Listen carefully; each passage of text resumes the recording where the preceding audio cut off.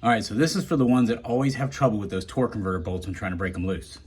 All right, the number one thing is, like they always tell you, heat is your best friend, and that's true, but it's really hard to get heat in a spot like between the engine and transmission.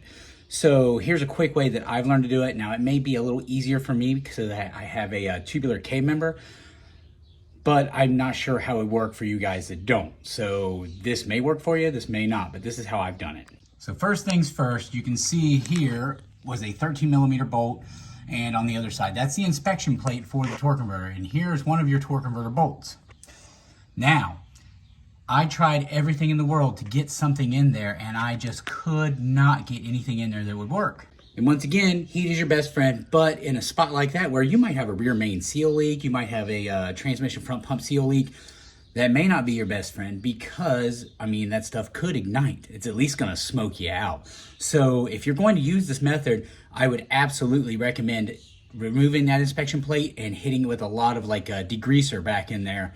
If it's a torque converter car. If it's a manual car, obviously you won't have to worry about this. I went to the local hardware store, grabbed this fella right here. This right here is a lifesaver. I hit heat on the head of that bolt for about 30 seconds. Just enough to where I start to see just a little bit of smoke coming off the head of that bolt. Then, once you break it loose, you'll break it free, and then look at this. It will spin right free for you. Now, that's after it's already broke free. So I did have to, stack some wrenches the old school way and use the open end on another boxed in wrench and do the, have enough leverage there. But it was so much easier using this method. The way I got in there was basically, I got in there with the torch after it was already lit and just kind of held it in this area, just at the tip of the flame, right on top of there. Just in that area, just using the tip of the flame. I do want to reiterate on one little thing.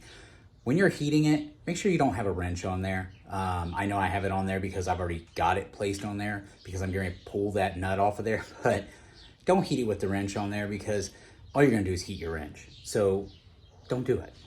Now 30 seconds should do it. You might have to go a little longer, but when you do that, always have a spray bottle of something with some water in it in case something does decide to ignite, especially oil-wise. You don't want that.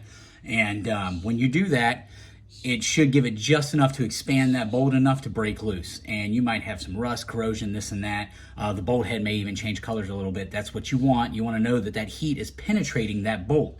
So that is the method that I've used, okay? And like I said, it may work for some of you, it may not.